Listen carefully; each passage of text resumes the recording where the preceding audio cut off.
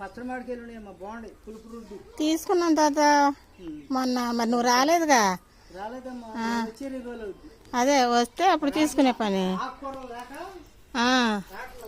పచ్చడికాయలు తీసుకున్నాం, బాగుంటాయి. అంటే తీసేసుకున్నాం ఎందుకంటే ఇంకా లేట్ అయిపోతుంది కదా. కూరల్లో కాచి అవును. ఆ మధ్య తెగ వచ్చేవాడు, ఇప్పుడు రావడం మానేసేవయ్యి. ఎండకే అవుతుల్లా, అది ఎండలు కూడా గాల్పులు కొట్టేస్తున్నాయి కదా.